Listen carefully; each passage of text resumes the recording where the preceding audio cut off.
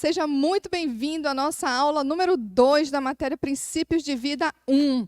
E nós vamos começar com aquele momento especial. É o nosso momento quiz, onde nós vamos relembrar todo o conteúdo da aula passada. Vamos lá?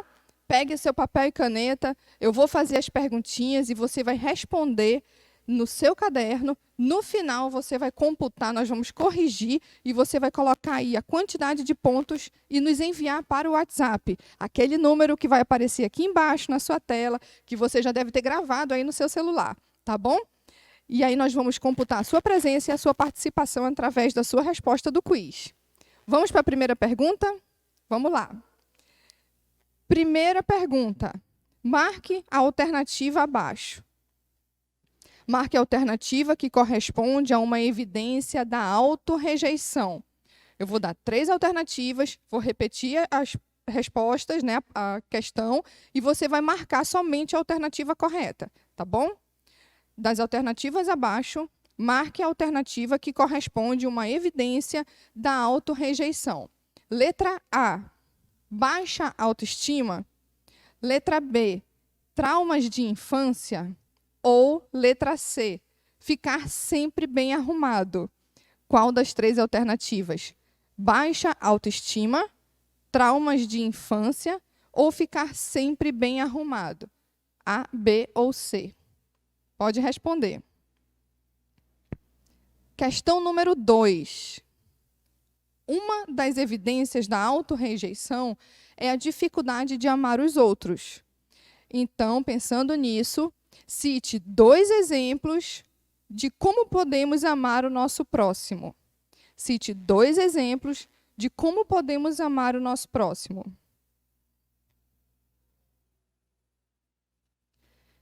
Questão número 3. Das alternativas abaixo, marque a alternativa que corresponde a um fundamento da autoaceitação. Agora é autoaceitação. Letra A. Há um ideal universal das características exteriores.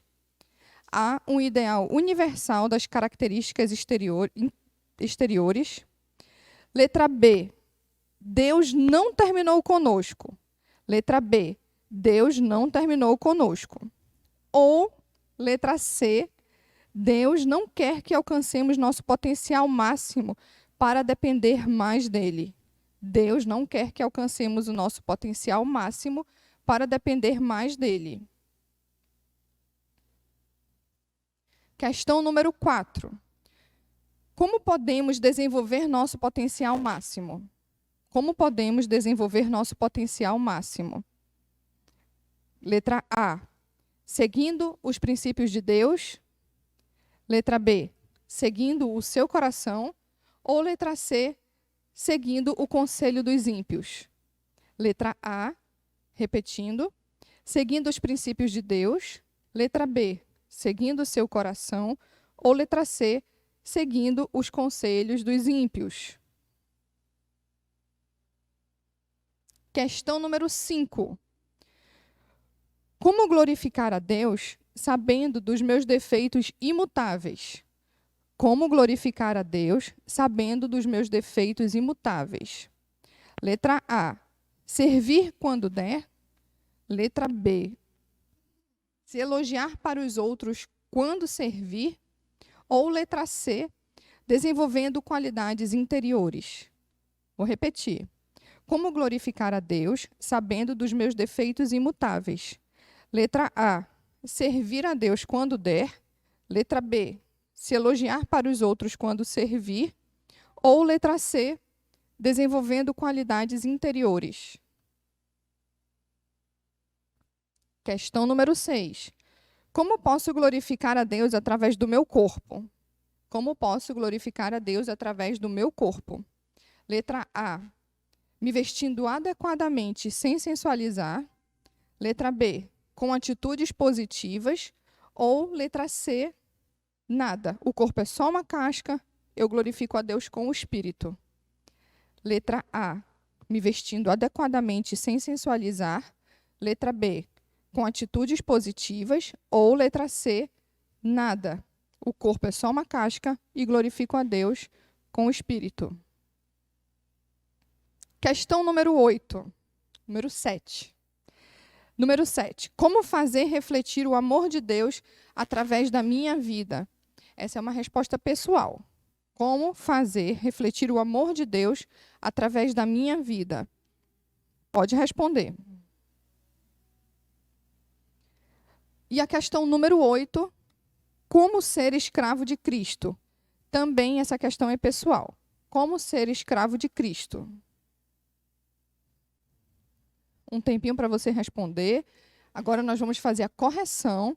Eu vou dar aqui as respostas e você vai computar os seus acertos, tá bom? Vamos lá. A primeira questão, a alternativa correta é a letra A. Número 1, letra A. A questão número 2, a resposta é... Pergunta, cite 2 exemplos em que você pode amar o seu próximo. Se você respondeu algo do tipo, com presentes, com palavras, com serviço, com uma carona, com um agrado, se foi nesse caminho, você pode considerar correto, tá bom? Alternativa 3, letra B. Alternativa 4, letra A. Alternativa 5, letra C. Alternativa 6, letra A. A questão número 7 é pessoal. Como fazer refletir o amor de Deus através da minha vida? Se você colocou através da minha atitude, do meu comportamento, das minhas ações, pode considerar correto. E a questão número 8, como ser escravo de Cristo, também é uma questão pessoal. Se você respondeu sempre servindo a Deus e dando o meu melhor, algo nesse sentido, considere correto.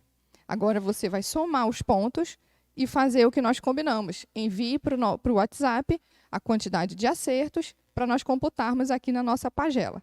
Ok? Obrigada, até o próximo quiz. Muito bem, vamos para a nossa aula de hoje. Vamos falar sobre os passos para a correção da autorrejeição. Então, pegue seu caderno, anote aí, porque vai vir muita informação agora.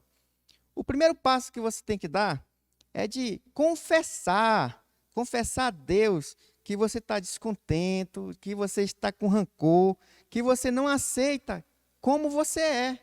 Você tem que entender que quando você confessa, você está assumindo que você não está contente com o seu corpo ou com alguma parte do seu corpo. Você é crítico com o seu corpo? Entenda uma coisa, Deus criou você de forma muito especial. Você é a melhor criação de Deus.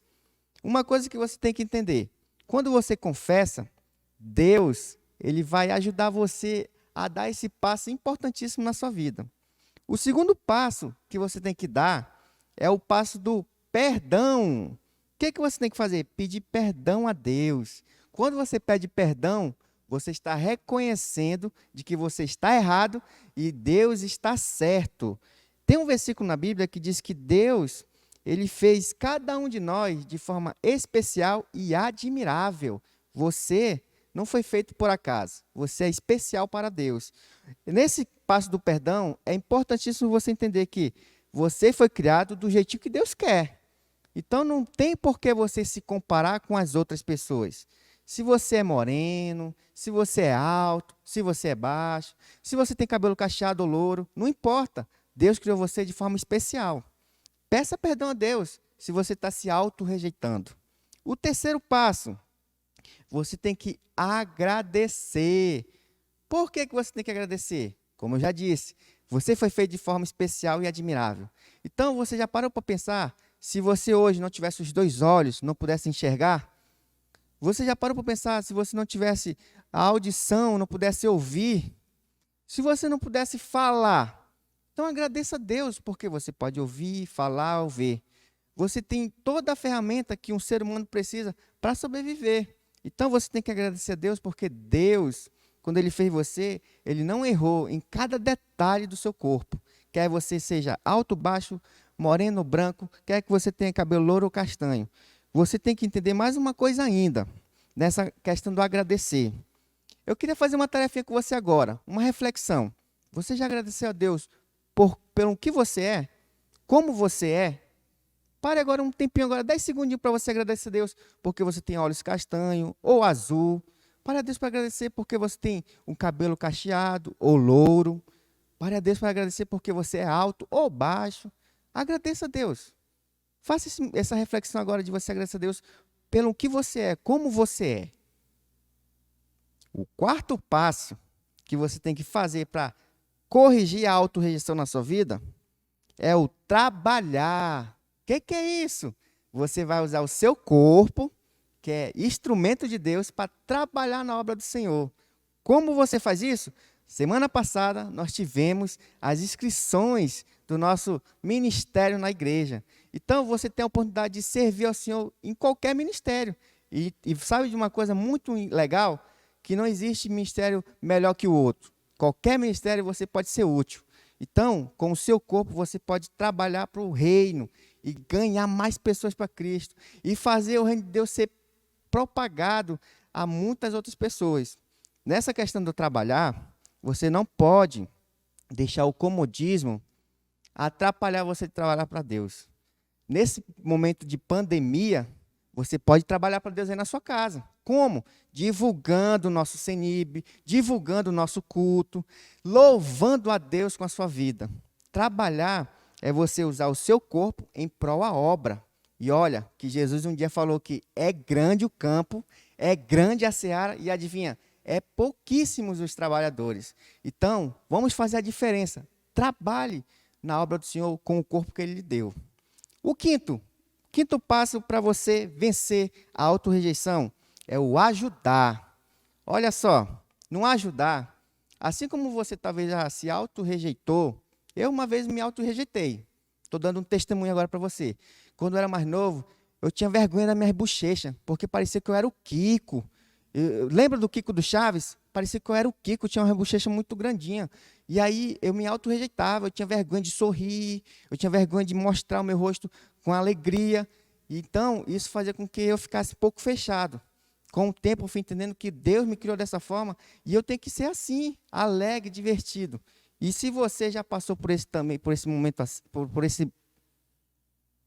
se você também já passou por essa situação, adivinha, você pode ajudar outras pessoas a vencer também a autorrejeição. Como?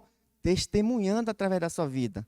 Se você que é alto e não gosta da altura que você tem, e de repente conhece uma outra pessoa que tem a mesma dificuldade que você pode ensinar ela a entender que ela é alta porque é propósito de Deus, porque Deus criou ela dessa forma. Se você é morena e não gosta da cor da sua pele, você tem que entender que Deus criou você desta forma.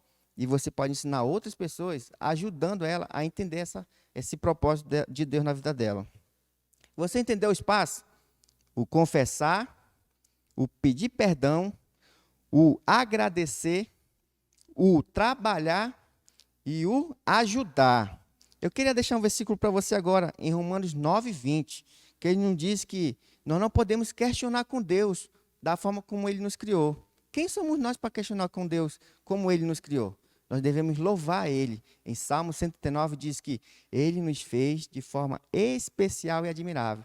Então, você é muito especial para Deus. Ok? Vamos falar agora sobre os dois nascimentos. Os dois nascimentos é importantíssimo na vida de cada uma das pessoas.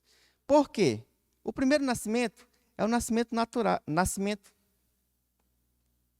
O primeiro nascimento é o nascimento natural. É quando você nasce da sua mãe, do ventre da sua mãe.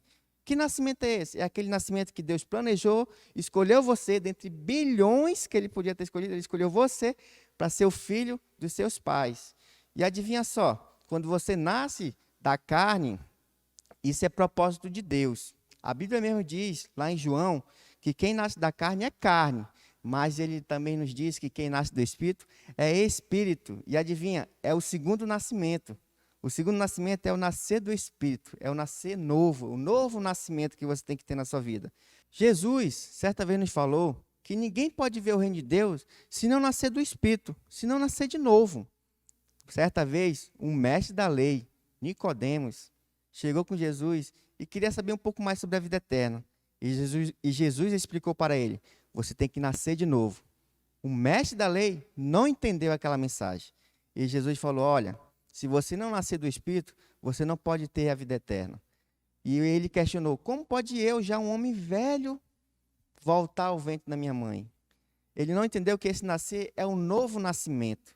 É o nascer da entrega da sua vida para Jesus. Você já fez esse nascimento na sua vida? Você já nasceu, o primeiro nascimento, que foi dos seus pais, e você agora tem que fazer o segundo nascimento, que é nascer do Espírito. E esse segundo nascimento é o nascer que você entrega a sua vida para Jesus.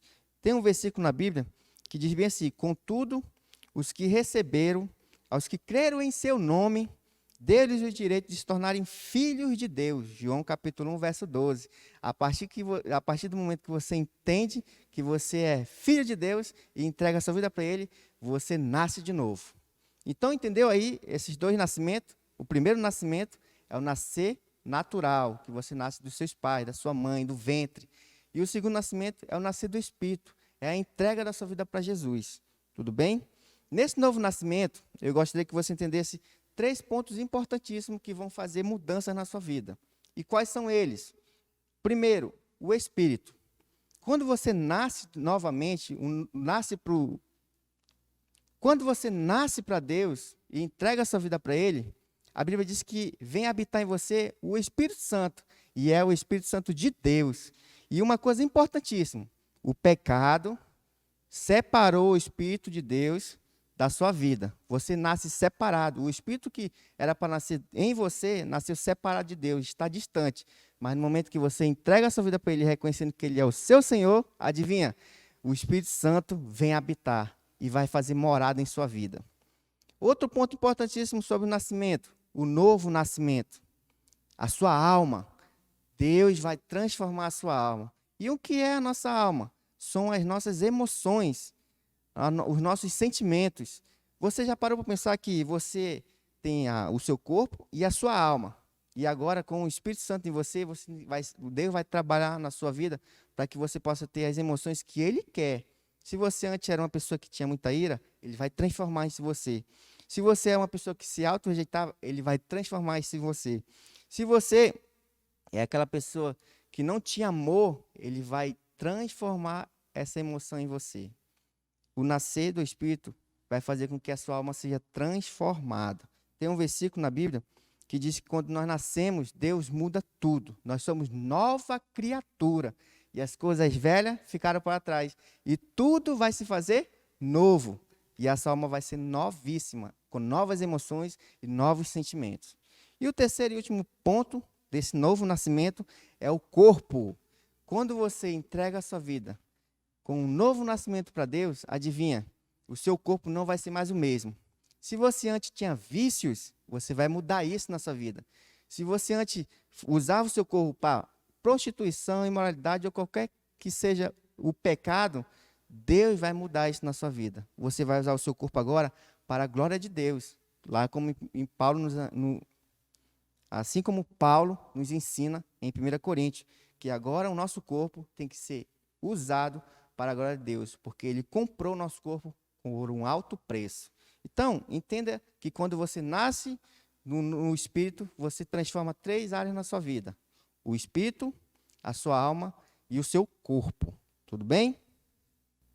Vamos lá então, como nós vimos agora há pouco com o Nildo, a vida de uma pessoa se compõe em 3 partes. Espírito, que é a parte espiritual, a alma, que envolve a parte psicológica, e o corpo, que vem com toda a parte física da nossa vida. Essas 3 partes funcionam em 3 sistemas independentes, separados, embora estejam interligados e tenham uma relação profunda entre si.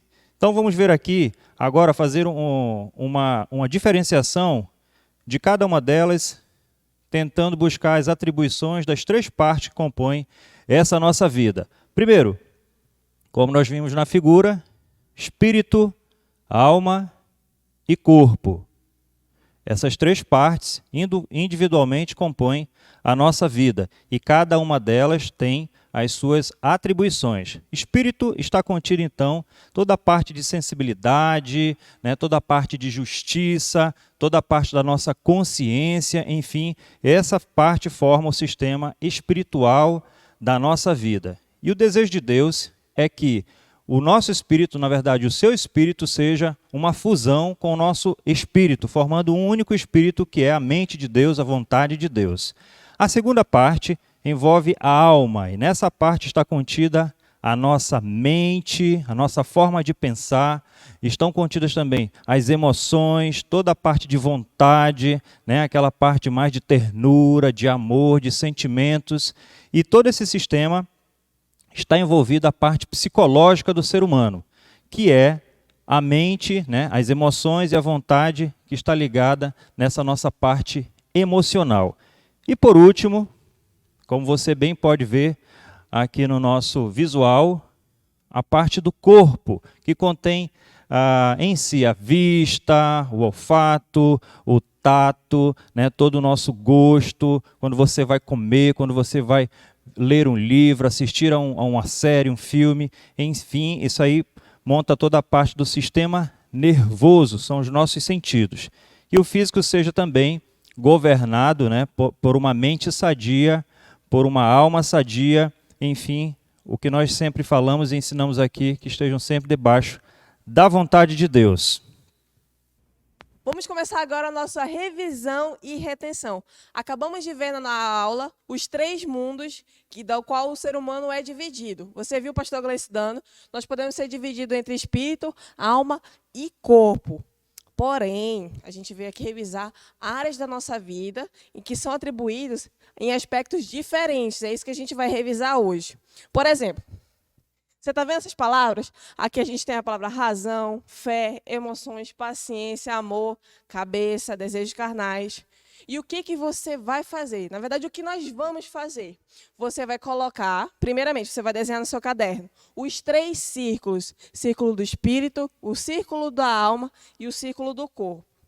E depois você vai escrever cada palavra dessa dentro do círculo que você acha a qual ela pertence. Você quer entender? Bora lá. Vou primeiro fazer o primeiro exemplo. Por exemplo, a palavra fé. Em qual dos 3 mundos você acha que ela entra? No mundo do espírito, no mundo da alma ou no mundo do corpo? Eu tenho certeza que é no campo do espírito, tá bom? Se você entendeu, você vai fazer agora com cada palavra, tá bom? Vamos lá. Palavra razão. Onde você acha que entra? No espírito, na alma ou no corpo? Comente, aproveite e comente no chat. A palavra razão, você acha que entra no espírito, na alma ou no corpo? Deixa eu ver minha cola. Porque assim, eu sei, mas eu preciso só ter certeza para não enganar vocês, tá bom? A razão, ela entra no aspecto da alma, porque ela tem a ver com a nossa mente, com a nossa razão, aquilo que o nosso cognitivo pensa, tá bom? Como a gente aprendeu na aula. A palavra emoções, aonde que entra as emoções? Se você já sabe, coloque no nosso chat. Espírito, alma ou corpo. Vamos lá? A emoção, gente, ela está associada à alma, tá bom? Lembra que o pastor falou? A alma é responsável pelo nosso cognitivo, nosso coração, as nossas emoções. Tudo bem? E a cabeça? A nossa cabeça. Será que tem a ver com mente? Será que ela tem a ver com o corpo? Será que tem a ver com o espírito?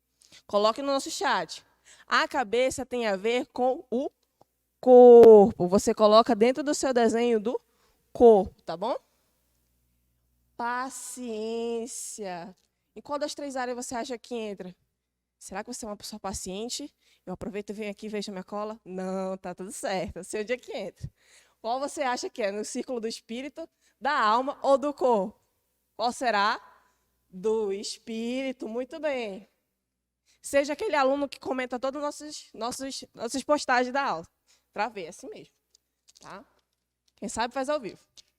Vamos lá. E a palavra vaidade? A vaidade, ela entra no espírito, na alma ou no corpo? O que você acha que você associa assim, a vaidade? Aquele desejo de se arrumar, de se maquiar, né, dos meninos de estar tanto tempo arrumado, entra no quesito do corpo. Muito bem, a vontade do seu corpo, tá bom? E a sua inteligência?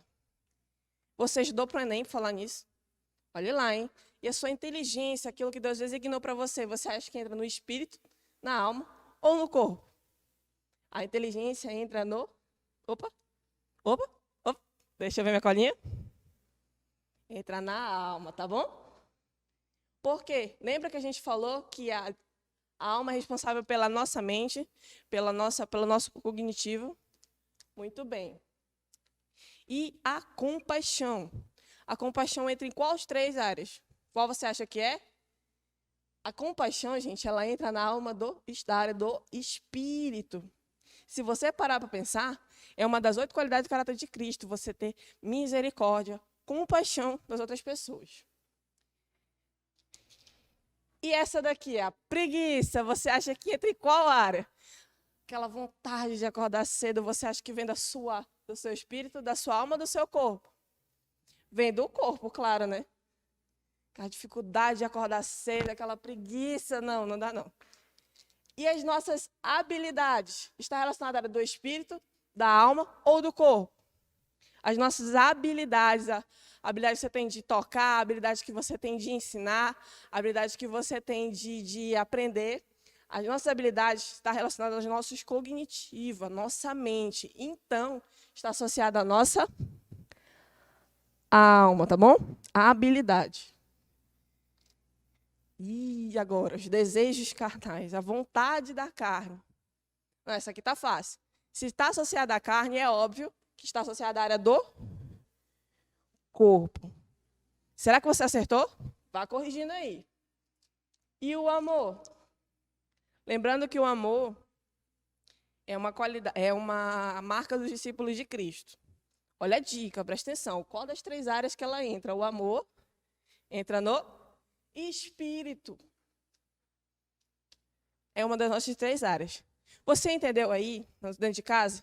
Você conseguiu acertar? Quantos acertos será que você teve? Olha só, você pode fazer o seguinte agora para mim. Você vai escrever assim, RR1, e o seu número de acertos você vai mandar para o número do nosso CENIP para a gente saber que você está participando da nossa aula. E preste atenção, comprometimento meu. Se você, eu vou ver aí no chat, quem mais acertou também vou dar um prêmio, tá bom? A gente vai tentar trabalhar desse jeito, mas agora a gente vai continuar a nossa aula. Vamos falar agora sobre um ponto importantíssimo que as pessoas têm deixado um pouco de lado, tá? As pessoas hoje em dia eles dão muita atenção para a parte física, para as características físicas, para os defeitos físicos ou até para os atributos positivos que você tem fisicamente e psicologicamente. Você vê muitas pessoas indo para a academia, cuidando dos seus corpos, fazendo atividade física. Você vê muitas pessoas que têm problemas psicológicos buscando ajuda de psicólogos, buscando o apoio de pessoas que possam ajudar a fortalecer ela psicologicamente, tá? Mas o que tem acontecido? As pessoas têm negligenciado, eu e você temos negligenciado a nossa vida espiritual. Estamos deixando de lado isso e quando menos percebemos, tem consequências gravíssimas, né? São vidas destruídas, casamentos destruídos, tem consequências como fracassos dentro dos seus lares, dentro dos seus negócios, porque a pessoa às vezes não entende, não é psicológico, não é físico, mas as pessoas têm negligenciado isso e muitas nem têm reconhecido que existe a vida espiritual e que ela precisa ter cuidados com isso. Então, o que nós vamos falar agora é sobre as consequências das transgressões de leis espirituais. Tá? Assim como tem consequência quando você transgride uma lei de trânsito, fura um sinal, passa do limite de velocidade, você paga uma multa, ou quando você transgride uma lei do nosso Código Penal e vai preso, perde o direito à liberdade. Também, quando você transgride uma lei espiritual, você tem consequências para a sua vida, ok? Então vamos lá. Um princípio fundamental, e a palavra de Deus é clara nisso, é em responsabilizar você pelos seus atos, por tudo que acontece, né, seja pensamentos, atitudes ou ações na sua vida. Na verdade, a sociedade tem ensinado diferente do que a Bíblia ensina. Né? A sociedade tende a culpar outras pessoas ou o governo ou qualquer outra situação pelas consequências de atos, atitudes, ações e pensamentos que você teve. Tá? Então a gente precisa deixar de lado um pouco o que a sociedade diz e trazer para a nossa vida o que Deus quer para a gente, tá? A posição da sociedade, na verdade, é em dizer que se você precisa compreender mentalmente, você precisa entender que você é daquele jeito porque alguma coisa influenciou você a isso, e que agora que você entende, você tem a opção de fazer de ter uma atitude diferenciada da que você teve quando você não entendia, tá? A pessoa pode dizer assim: eu sei, né? Eu sei intelectualmente, eu tenho essa consciência que estou amargurado, mas eu não consigo vencer isso. E aí a gente vai ter que contrapor com o que a Escritura, o que a Bíblia diz sobre isso, tá? E em Provérbios 18:14b diz bem assim: mas o espírito abatido, quem o levantará? Então você não pode se deixar abater espiritualmente. E como é que eu fortaleço isso, Gabriel? Você pode fortalecer isso estudando as Escrituras. Vamos ler agora, abra sua Bíblia, pegue aí a Bíblia rapidinho, Colossenses, capítulo 1, do verso 9 até o verso 13. Eu quero ler junto com você, é um trecho um pouquinho grande, e eu preciso que você entenda, tá, essa passagem. Vamos lá.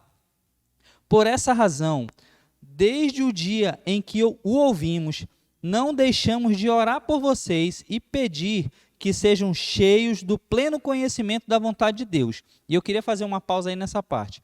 Pleno conhecimento da vontade de Deus. Quando nós entendemos qual é a vontade de Deus para a nossa vida, e a gente só vai entender isso estudando a palavra dele, nós temos a consciência de que somos responsáveis por todas as atitudes, por todos os nossos pensamentos, e isso nos faz crescer, tá bom? Continuando, com toda a sabedoria e entendimento espiritual, ou seja, aqui você precisa reconhecer que precisa desenvolver esse conhecimento espiritual. Você não pode negligenciar e cuidar só do seu corpo ou cuidar só da sua mente, mas você precisa cuidar do seu espírito. O conhecimento espiritual é essencial para a vida de qualquer ser humano, tá bom? E isso para que vocês vivam de maneira digna do Senhor e em tudo possam agradá-lo, frutificando em toda boa obra, crescendo no conhecimento de Deus e sendo fortalecidos com todo o poder, de acordo com a força da sua glória, para que tenham toda a perseverança e paciência com alegria. E aí, quando você vê que você está sendo fortalecido, né, que o Espírito de Deus está fortalecendo você, você está frutificando, a alegria é uma consequência disso. Você não vai ter uma vida abatida, você está agradando a Deus, você vai conseguir se manter firme, independente da situação que você esteja passando naquele momento, tá? Continuando. Toda alegria dando graças ao Pai que nos tornou dignos de participar da herança dos santos no reino da luz, pois ele nos resgatou do domínio das trevas e nos transportou para o reino do seu Filho amado. Então, nesse momento, quando você tem essa consciência, você é transportado para o reino de Jesus Cristo, né? Você está vivendo a vontade de Deus. Isso é cuidar da sua vida espiritual, tá bom? Não vamos mais negligenciar isso. Vamos falar agora sobre autoridade. A autoridade, ela sempre existiu e sempre existirá. Para você ter uma noção de como é a autoridade, até no céu existe essa autoridade, tá? A autoridade, ela não é consequência de pecado. A autoridade, ela foi instituída por Deus. Ela faz parte da natureza divina, tá? A pessoa que não aceita a autoridade de Deus, ela nunca terá e nunca será uma autoridade. Hebreus 13:17 e Romanos 13, do 1 ao 7, fala muito sobre autoridade na vida do cristão. A salvação, em vez de liberar o cristão da autoridade, ela dobra o efeito dessa autoridade, porque Jesus, ele, além de Salvador, ele também é Senhor do indivíduo que o aceita. Não é necessário você gostar da ordem para você obedecer. Quantos de nós já não fomos tentados a pecar nesse sentido, né? Em receber uma ordem e achar, não vou obedecer porque eu não vou com a cara daquele pastor, não vou com a cara desse líder. Não caia nesse erro, porque a autoridade, como diz a Bíblia, foi instituída por Deus. e você não pode desviar dela. Mas por quê? Por que Deus estabeleceu tais autoridades para a nossa vida? Primeiro, anote aí, para crescermos em sabedoria e caráter. Anote a referência. Lucas 2, 51 e 52 e Romanos 13, 2. O próprio Jesus, Criador dos céus e da terra, ele esteve na terra e seguiu toda essa autoridade. Ele aprendeu a obedecer todas as autoridades da sua vida, e isso resultou no desenvolvimento do seu caráter. Pais, entendam que este princípio se ensina quando a criança é pequena. Não se engane porque você viu o seu filho nascer tão fofinho ali, bonito, mas não se engane. A criança, ela não nasce boa e inocente. Ela já vem com uma natureza pecaminosa e rebelde. Você não ensina seu filho a mentir e mesmo assim ele mente. Você não ensina o seu filho a pecar, mas mesmo assim ele vai pecar. Por quê? Porque isso faz parte da nossa natureza. Mas Deus, ele nos dá a autoridade para que a gente venha a transformar e moldar o nosso caráter mediante a autoridade dele. E só porque algumas autoridades abusam do seu poder, isso não significa que você pode tirar ela da sua vida ou deixar de obedecer. A Bíblia não ensina isso de forma alguma. 2. Para proteger de tentações. Tiago 4,7. Portanto, submetam-se a Deus, resistam ao diabo e ele fugirá de vocês. Neste versículo, ele coloca uma sequência de submissões nas quais você terá que colocar na sua vida e ele te ensina também a você resistir ao diabo. Mas por que proteger de tentações? Como que uma autoridade minha me protege de tentações? Vamos lá. João 10, do 27 ao 29, diz assim: as ovelhas de Deus ouvem a sua voz. Se você não é uma ovelha de Deus, como você pode ouvi-lo? Já que uma vez, em Mateus 6,13, todo cristão já fez essa oração.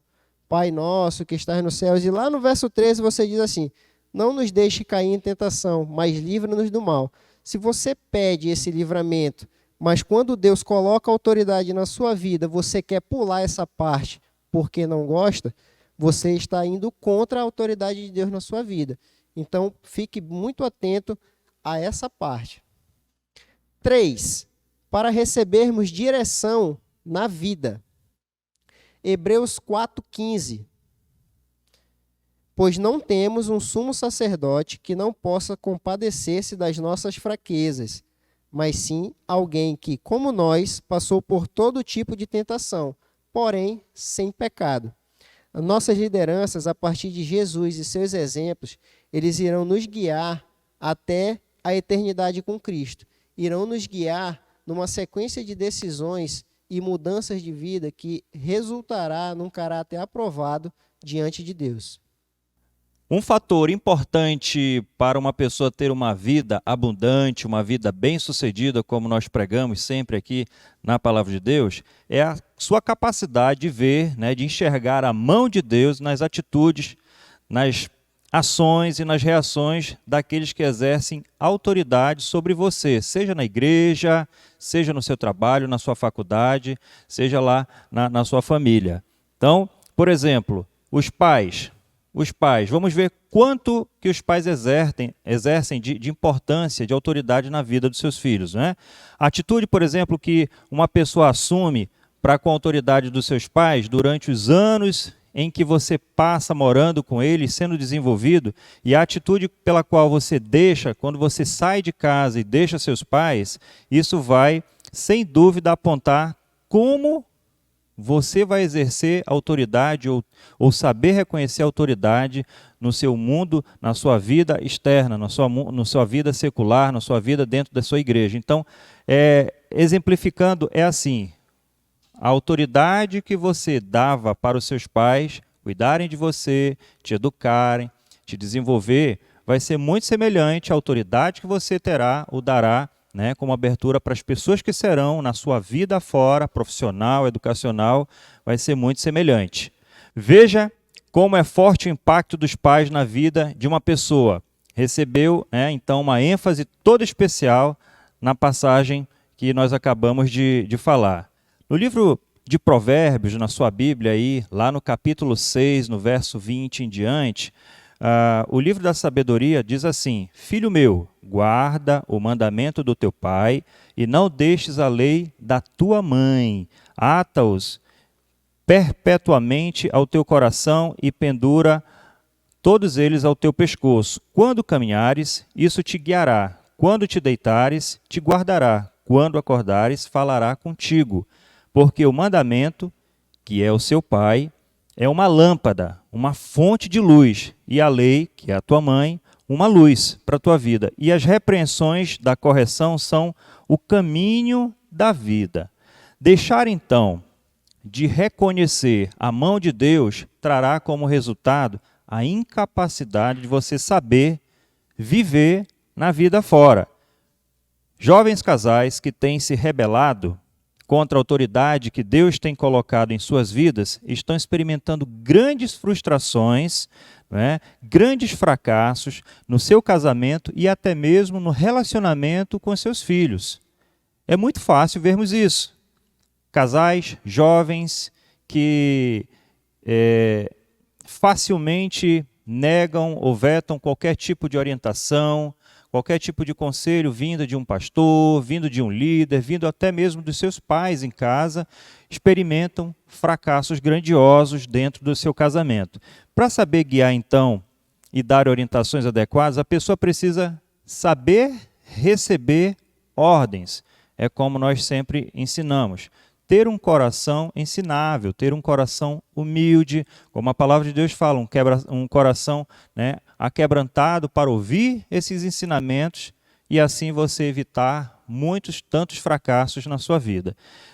Essa falta de compreensão, ela está descrita na Bíblia e também no livro de Provérbios, no capítulo 30, ali no verso 17, e diz assim: os olhos de quem zomba do pai.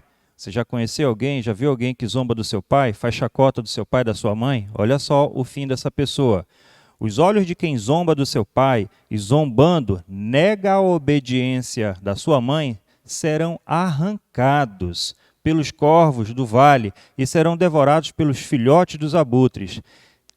Não é que vai passar um corvo e vai arrancar seus olhos, ou um abutre, e vai devorar os seus filhotes. Não é isso. Está fazendo aqui um comparativo de que a pessoa que nega, que rejeita as orientações dos seus pais, das suas autoridades, nega essa autoridade, não ouve seus conselhos, as suas orientações de experiência de vida, acabam tendo grandes perdas assim inestimáveis na sua vida. Esse, então, é só o primeiro princípio no que está relacionado sobre autoridade.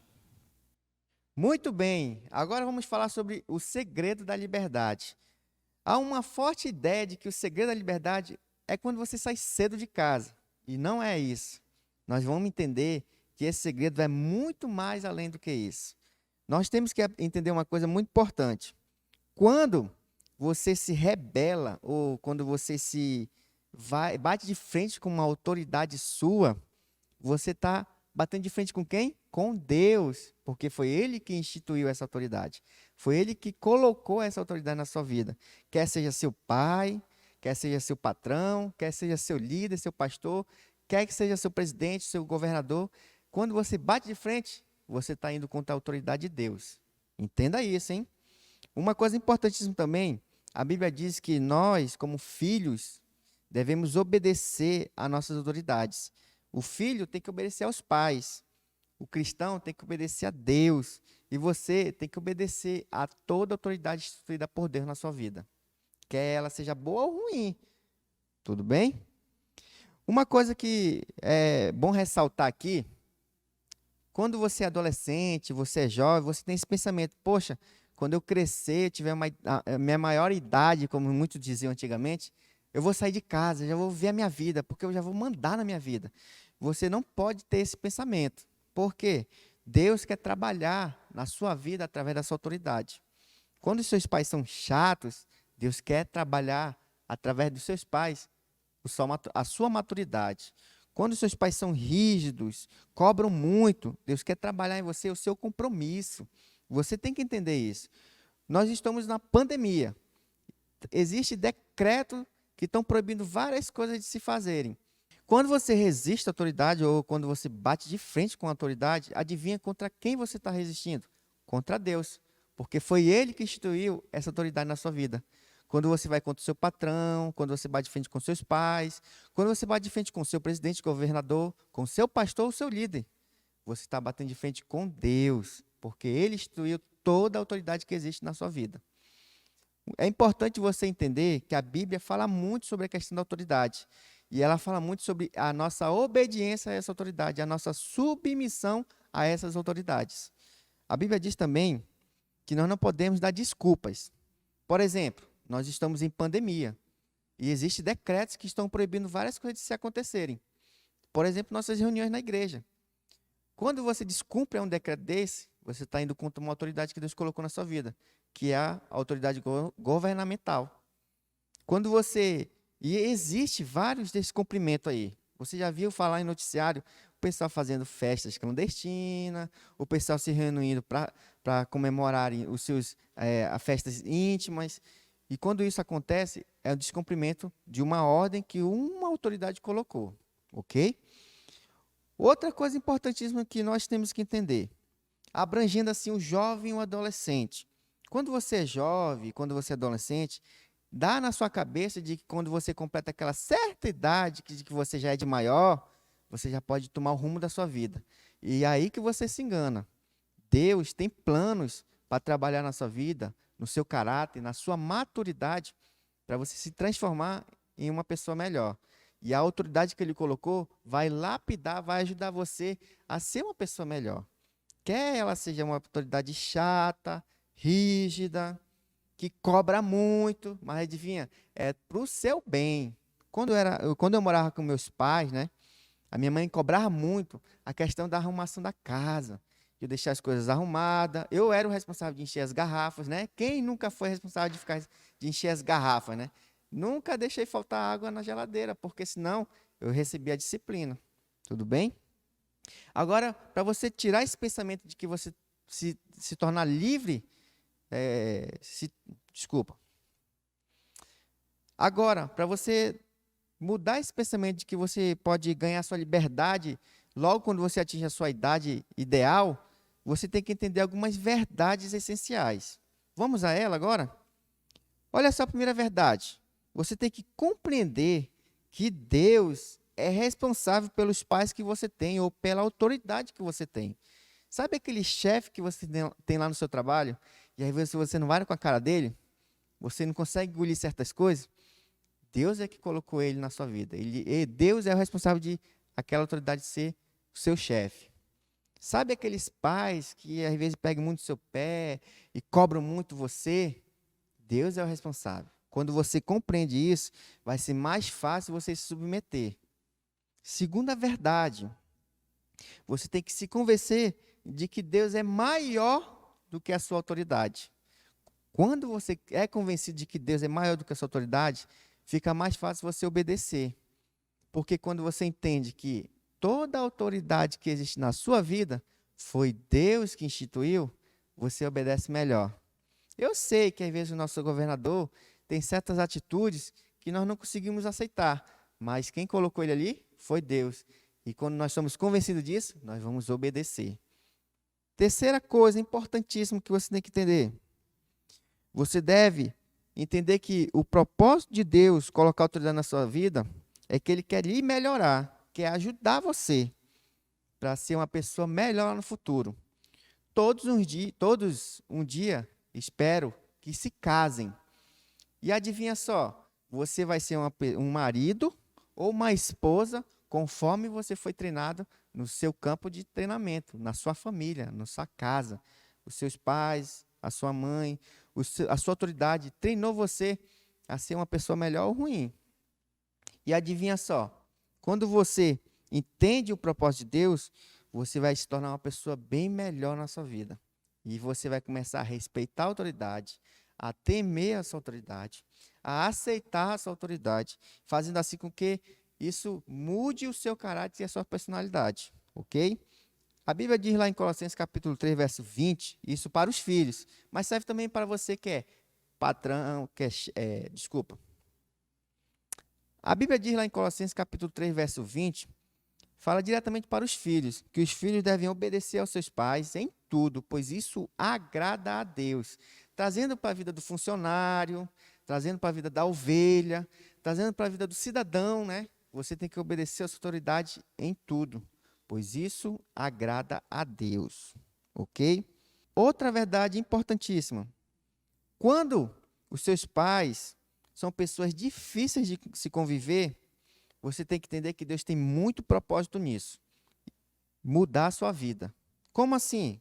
Como eu já disse, eu fui treinada pelos meus pais, principalmente pela minha mãe, a ser uma pessoa ali disciplinada, em fazer as coisas na hora certa. Porque quando eu não fazia, adivinha, eu recebia a disciplina. Eu tinha que varrer a casa, eu tinha que arrumar meu quarto, eu tinha que encher as garrafas, eu tinha que limpar o terreno, eu tinha que fazer isso, tinha que fazer aquilo. E se eu não fizesse nenhum desses, eu era disciplinado. Por mais que eu fizesse os demais, e se eu não fizesse um, eu ia ser disciplinado. Eu fui treinado. E isso era difícil de conviver, porque às vezes eu não gostava de fazer certas tarefas, porque minha mãe mandava fazer. Mas mudou o meu caráter. Hoje eu sou uma pessoa melhor, porque fui treinado lá atrás a ser maduro ao ponto de fazer as coisas conforme conforme agrada o coração de Deus. Outra coisa importantíssima que você tem que entender, outra verdade. Atos de injustiça. O que é isso? Quando seus pais pedem para você cometer algo injusto, você não pode obedecer. Opa! Mas eu não tenho que obedecer aos meus pais, às minhas autoridades em tudo, porque assim eu vou estar agradando a Deus? Sim, você tem que obedecer em tudo, mas existe um ponto importantíssimo. Quando uma autoridade sua manda você fazer algo que vai fora dos padrões de Deus, que viola o mandamento de Deus, você não pode obedecer a essa autoridade. Como assim? Se seu pai mandar você roubar, você vai roubar? Você vai obedecer a essa ordem só porque ele mandou? Não, porque Deus fala que nós não devemos roubar. Se seu patrão mandar você ser desonesto, você vai cometer esse erro? Vai cometer essa falha porque o seu patrão que paga o seu salário mandou você fazer? Não, porque Deus não honra isso. Onde eu quero chegar? Pedro, certa vez, foi confrontado. E Pedro deu uma das respostas mais sábias que ele pôde dar. Ele disse para as pessoas que estavam ao redor dele: bom, é melhor obedecer antes a Deus do que aos homens. Olha que lição fantástica. Se seu patrão, a sua autoridade, seu pai mandar você fazer uma coisa que seja fora dos padrões de Deus, você não deve obedecer. Porque quando você obedece, você está desonrando o mandamento de Deus. Quando você desobedece a sua autoridade por essa injustiça, você vai estar agradando a Deus. Então, quando o seu patrão, o seu líder, quem quer que seja a autoridade que mandar você fazer algum ato de injustiça, responda como Pedro respondeu: é melhor obedecer antes a Deus do que aos homens, ok? Tenha essa resposta na ponta da língua para sempre quando você entender que é algo injusto, você responder dessa forma e, quem sabe, conquistar o coração da sua autoridade. Tudo bem? Outra verdade essencial para nossas vidas é a nossa submissão em relação às nossas autoridades. O que é isso? Você se submeter a elas ao ponto de obedecer ao que elas estão ordenando, não fugindo do padrão de Deus. Tudo bem? Quando você se submete, você vai passar para essa autoridade, quer seja seu pai, quer seja seu patrão, quer seja seu pastor, seu líder, você vai transmitir de que agora ela pode confiar de que você vai realizar qualquer decisão ou serviço ou missão que ele passar com êxito, tá ok? Você vai conseguir executar sem ele estar cobrando, sem ele estar no pé, sem ele estar fiscalizando se você está fazendo corretamente. Tudo bem? Isso leva muito a entender quando o filho conquista o coração do pai. Eu me lembro quando eu era mais novo, minha mãe, ela estipulava o horário que eu tinha que chegar em casa. Eu saía de casa e ela dizia: tal hora você tem que voltar. Se eu passasse daquele horário, eu era disciplinado. Eu era cobrado, a minha mãe puxava minha orelha, chamava a atenção e doía muito mais do que uma lambada, aquilo ali. E isso mudou meu caráter. E quando eu conquistei o coração da minha autoridade, que era minha mãe, ela passou a entregar na minha mão a chave de casa. E aí ela falava, ó, cuidado, não vá fazer nada que Deus não vai se agradar. E adivinha, eu podia chegar ao horário que fosse em casa, sendo com muita responsabilidade. Quando você conquista isso, você vai ver que a autoridade vai confiar em você. Conquiste o coração da sua autoridade. Mas para isso, seja submisso. Ok? E para finalizar, nós temos que entender que Deus tem um objetivo. E que objetivo é esse? O objetivo de Deus é nos transformar à imagem de Cristo. E essa transformação, adivinha? É o lapidar. Essa transformação é você estar sendo transformado dia após dia nas mãos de Deus, através da autoridade que Ele colocou na sua vida. Você agora vai ser como um diamante. Ele vai estar lapidando dia após dia para que você seja um diamante lindo e puro, um diamante duro, rígido, que vai ser inquebrável. E um versículo que eu quero deixar para você se encontra lá em Romanos capítulo 8, 29. Ele diz bem assim, pois aqueles que de antemão conheceu, também os predestinou, olha só, os predestinou para serem conforme a imagem de seu Filho, Jesus, a fim de que ele seja primogênito entre muitos irmãos. Eu e você fomos predestinados a sermos conforme Jesus Cristo. E adivinha só, quando eu leio lá nos evangelhos, Jesus crescia em sabedoria, estatura e graça. Ele era obediente a seus pais em tudo. Ele obedecia às suas autoridades.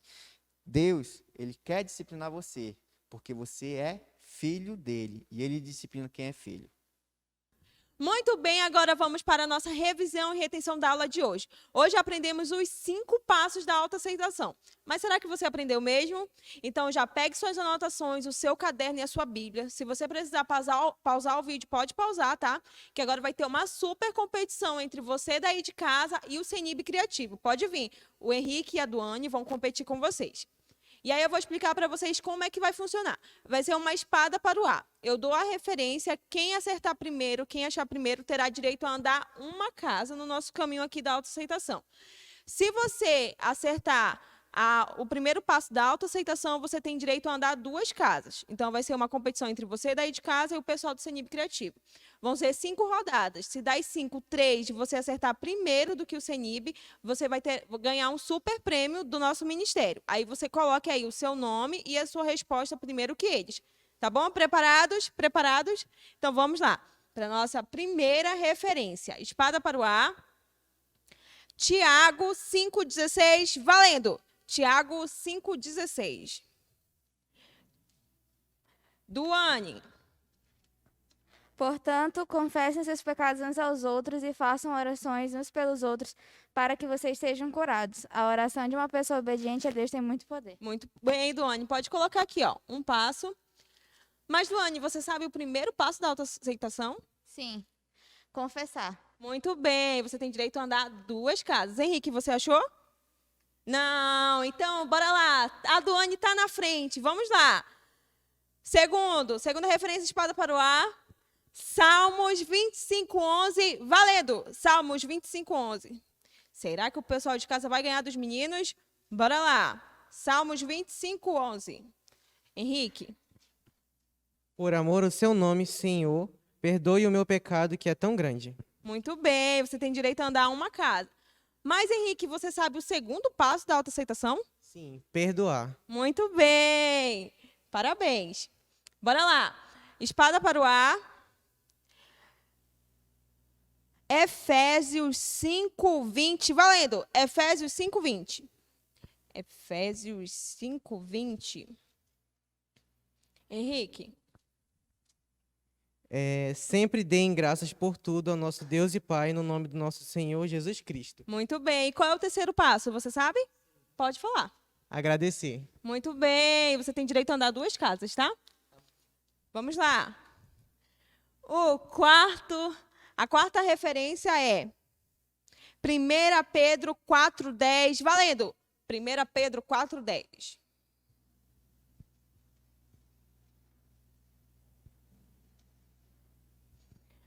Duane, bora lá. Que 1 Pedro 4:10, tá certinho, né? Tá. Pelo amor de Deus. Sejam bons administradores dos diferentes dons que receberam de Deus. Que cada um use o seu próprio dom para o bem dos outros. Só isso. Muito bem, você tem direito a andar uma casa. Mas você sabe esse passo? Sim. Trabalhar. Muito bem, anda 2 casas. Henrique, você achou? Tá, então você tem direito a andar uma casa só, tá? Vamos lá, agora última referência. Espada para o ar. Mateus 5,16, valendo. Mateus 5,16. Será que o pessoal de casa vai ganhar? Mateus 5,16. Henrique. Assim também a luz de vocês deve brilhar diante dos homens, para que vejam as boas obras de vocês e louvem o Pai de vocês que está nos céus. Muito bem, você tem direito a andar uma casa, mas será que você sabe o último? Sim, ajudar. Muito bem. E quem ganhou foi o Henrique. Mas será que você daí de casa ganhou? Então, se você ganhou primeiro que eles, dos 5, 3, você coloca aí no chat o seu nome e a sua resposta, que vamos dar um prêmio para vocês. Então, fique com a próxima aula. Agora, nós vamos aprender sobre 3 causas da rebeldia, ou seja, 3 coisas que nos levam a agir com rebeldia, tá bom? A primeira coisa, anote aí, é que nós achamos que estamos sendo enganados. Voltando lá para a primeira desobediência, a primeira rebeldia contra Deus, que foi Adão e Eva.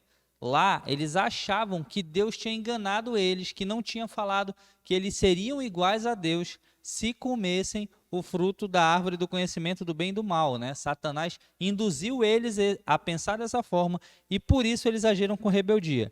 Prestem atenção. Às vezes nós achamos que estamos sendo enganados, mas na verdade nós não estamos. Então, isso nos leva a ser rebeldes, né? A gente acha que o governador está roubando a gente e por isso a gente quer ser rebelde. A gente acha que é mentira essa situação da pandemia e por isso a gente quer sair, não importa o horário, participar de festa, tá no meio da aglomeração, tá? Então isso nos leva a ser rebeldes. Segundo motivo, tá? A segunda causa que nos leva a ser rebeldes. O homem natural, o velho homem, a nossa carnalidade nos leva a pecar. Em Romanos 8, 7 e 8, diz que a mentalidade da carne é inimiga de Deus, porque não se submete à lei de Deus e nem pode fazê-lo. Quem é dominado pela carne não pode agradar a Deus. Então, a nossa carnalidade, o nosso velho homem, né, tem esse desejo de se colocar em situação de rebeldia, de se contrapor à vontade de Deus. Tá? Então, isso também nos leva a agir com rebeldia. E a terceira causa é um espírito ferido, magoado. Tá bom? Em Provérbios 18 e 19 diz que os irmãos ofendidos são como cidades fortificadas, são como portas trancadas. Então, se torna difícil porque, às vezes, nós nos magoamos com alguma promessa que não foi cumprida, nós nos frustramos com alguma expectativa que alguém colocou em nós que não é atendida, tá bom? E isso tranca o nosso coração, nos magoa e nos leva a ser rebelde, às vezes, contra as nossas autoridades espirituais, governamentais, ou até as autoridades de pai, mãe. Nós nos magoamos porque achamos que aquela pessoa não cumpriu uma promessa. E aí, isso nos leva a ser rebeldes, tá bom? E aí, eu vou passar para vocês agora 4 estruturas básicas de autoridade. Todo cristão tem que ter esse mapa na cabeça, decorado, e eu tenho certeza que você pode memorizar isso daí. A primeira é a família. Sua primeira autoridade debaixo de Deus é a família, tá bom? Então, quando a gente fala sobre família, eu quero que você abra sua Bíblia em Colossenses, capítulo 3, verso 20. Tem gente que já tem esse versículo decorado, e se você não tem, eu espero que você decore o mais rápido possível, tá bom? Colossenses 3:20 diz: filhos, obedeçam aos seus pais em tudo, pois isso agrada ao Senhor. Então, a família é sempre a nossa autoridade, né? Acima dela somente Deus, mas a família é aquela estrutura básica de autoridade. Ali nós aprendemos a nos submeter a autoridade, tá bom? Eu vou dar outras referências para vocês, mas vocês anotem aí para estudar durante a semana, tá? Efésios 6:13, Provérbios 6, 20 e 21, Provérbios 30, 17 e Provérbios 15, 5. Essas referências todas vão fortalecer essa noção de que família é a autoridade principal ali, tá?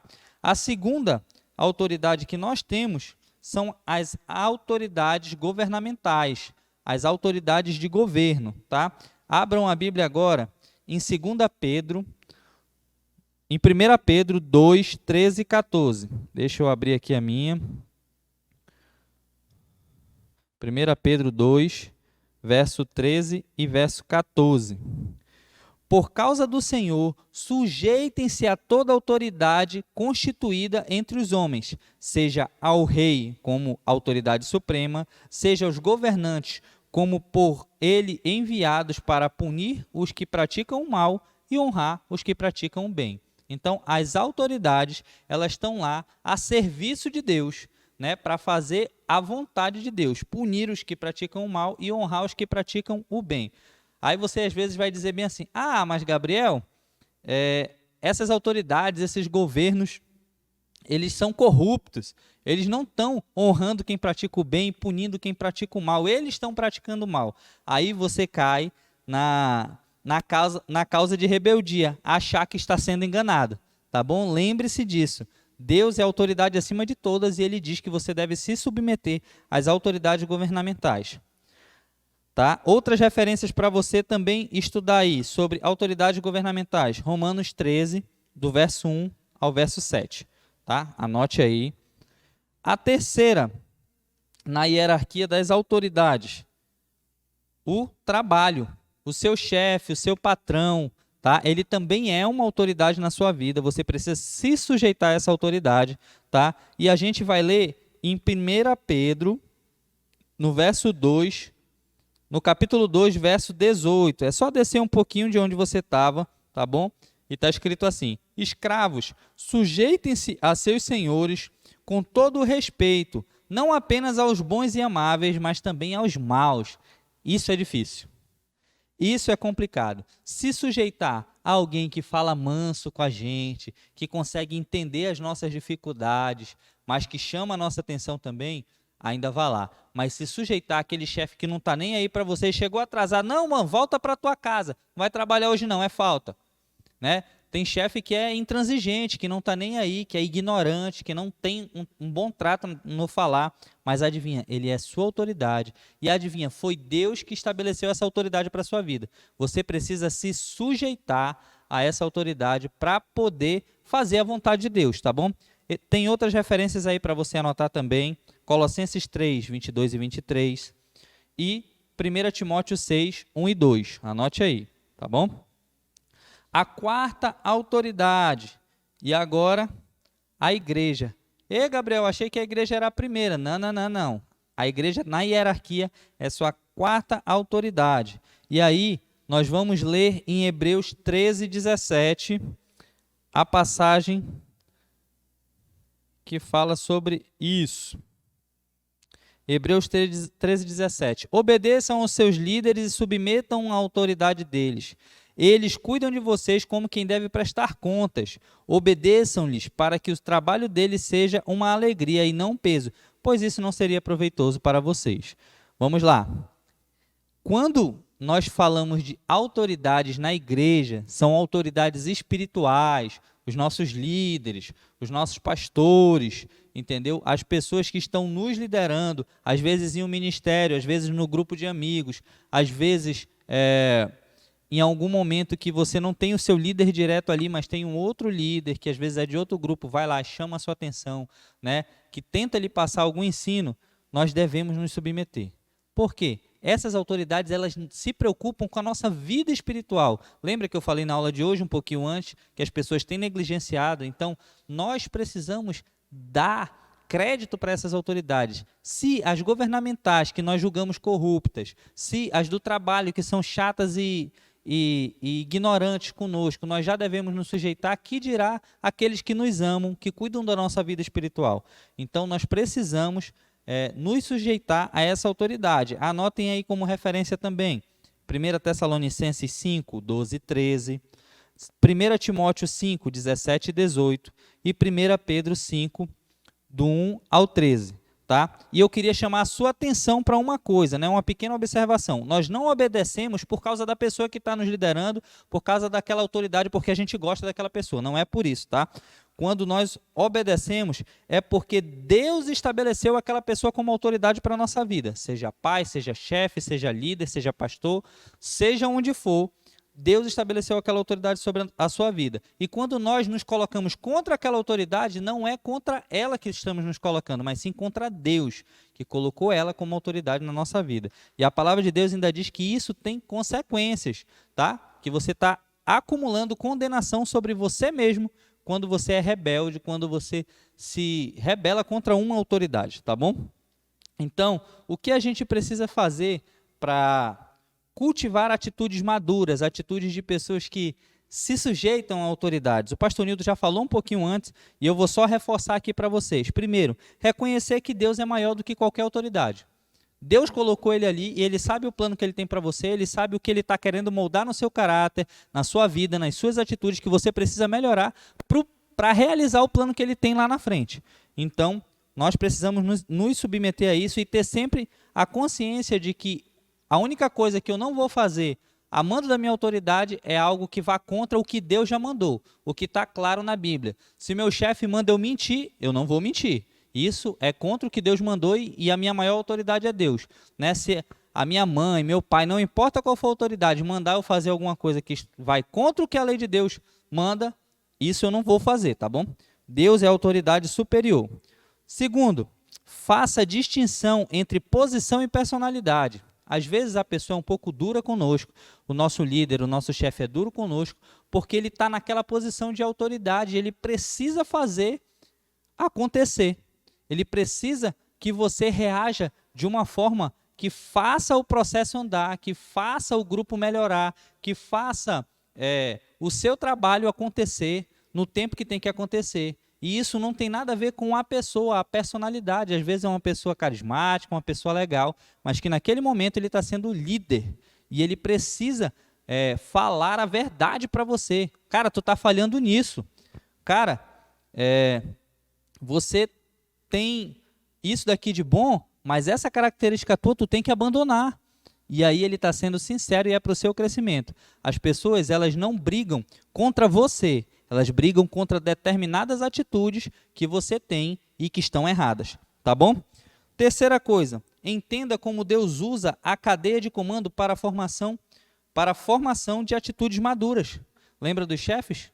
Você precisa amadurecer, às vezes você é impaciente, né? Tem aquele negócio de rebater, de discutir, de responder. Sua mãe lhe bateu pouco, você respondia para ela, ela não quebrou sua boca, entendeu? E você não aprendeu isso. Então, o chefe, ele está ali para moldar essa característica em você. E assim são com outras características que Deus vai transformando, tá?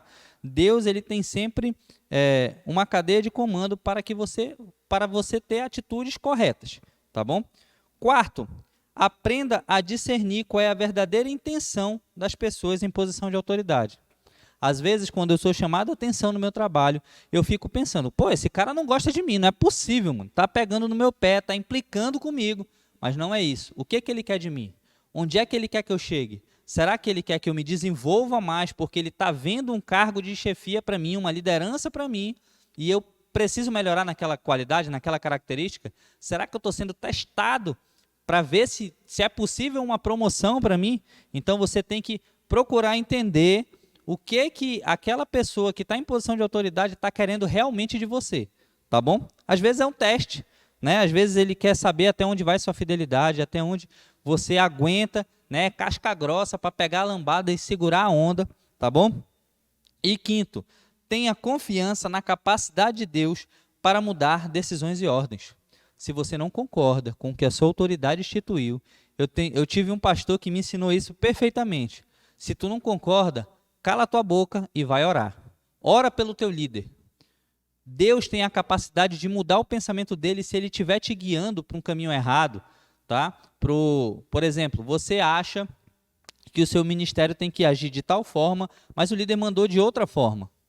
Você conversa com o líder, olha, no cantinho, né? Conversa com o líder. Eu pensei assim, mas se o líder insistir na forma dele, você vai no máximo orar, ou então dizer assim, sim senhor, eu estou com o senhor. Já teve ocasiões que eu não concordei com o meu líder, e eu cheguei com ele, disse, olha, eu não concordo, mas eu vou fazer o que o senhor quer, tá bom? E aí, fui orar pelo líder. E se for da vontade de Deus que o líder mude a rota, ele vai agir de acordo com a vontade de Deus. Deus tem poder sobre todas as coisas e mudar a intenção de alguém é bem rápido, tá bom? Então, vamos lá, para finalizar, ler Romanos 13, 1 e 2.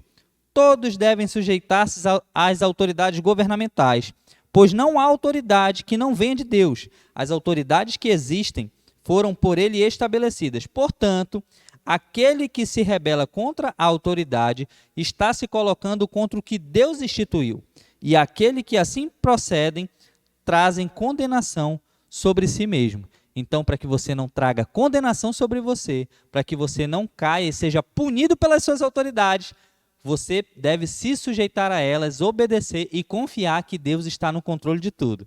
Espero que você tenha tirado bastante princípios dessa nossa aula 2 e nesse momento nós vamos para a nossa tarefa. Eu vou ditar as questões, você vai anotar no seu caderno e vai estar mandando as respostas no nosso número do CENIB e também lá no nosso número você vai estar marcando a sua presença. O número vai estar aparecendo no link do vídeo e também vai estar aparecendo no vídeo. Vamos lá, primeira questão. Procure versículos sobre os itens abaixo e tire princípios práticos para a sua vida. Você vai anotar em sequência os 4 itens que eu vou ditar agora. Vamos lá. Primeiro, letra A. Emoções. Letra A, emoções. Letra B, fé. Letra C, amor. E letra D, preguiça. Repetindo, letra A, emoções. Letra B, fé. Letra C, amor. E letra D, preguiça. Segunda questão. Qual o segredo da liberdade? Segunda questão. Qual o segredo da liberdade? Terceira questão. Quais as 3 causas da rebeldia? Terceira questão. Quais as 3 causas da rebeldia? E a nossa última questão. Escreva em ordem as estruturas básicas da autoridade. Escreva em ordem as estruturas básicas da autoridade. Espero que tenham anotado todas as questões. Mais uma vez eu lembro, não esqueça de salvar o número do CENIB, marcar sua presença e enviar a sua tarefa para que a gente possa corrigir. Tá? Desde já eu agradeço. Tenham todos uma ótima semana.